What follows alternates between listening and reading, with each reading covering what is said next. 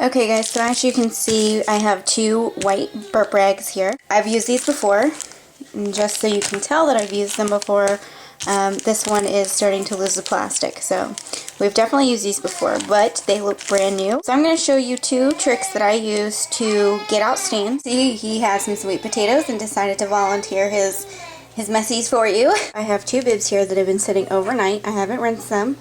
I'm going to go ahead and rinse them off, and then I'm going to show you 2 different ways that I remove stains. So I rinsed them out. So the first thing you're going to want to do is take your baking soda and put a little bit in a jar or a bowl. And you're only going to want to put in very little vinegar. You do not want to make this like the volcanoes that you did in school. You kind of just want it to be like a paste. You do not want it to be lumpy, clumpy, or too runny. It's just like toothpaste, kind of. Now you're going to want to take your item, this on there. Once you have your baking soda on your item, like so, you're going to want to take and rub it together. That helps it get into the fabric. And like I said, this way is going to take a whole lot longer than the other way I show you. You're going to want to take a toothbrush and scrub at the stain with your paste.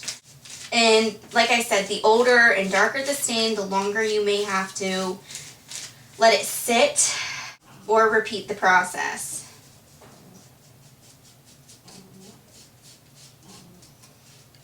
And it takes a lot of elbow grease. So now that it's all brushed in and I've let it sit for probably about 10 minutes, I'm going to go ahead and rinse it out.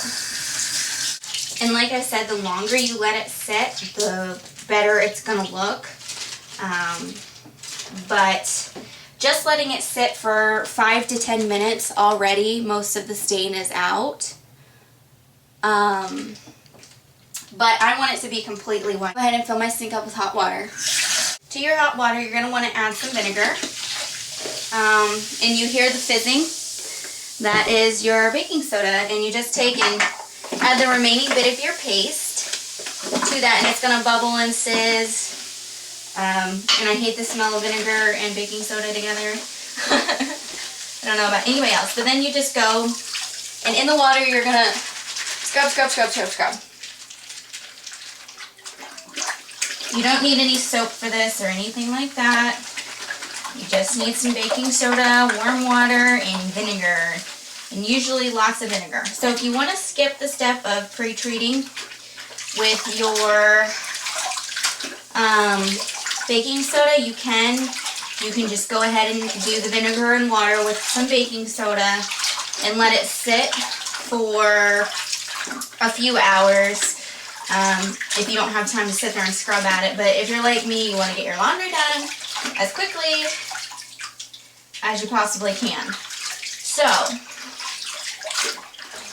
I go ahead and do the pre-treat and then just sit here and repeat this process over and over again.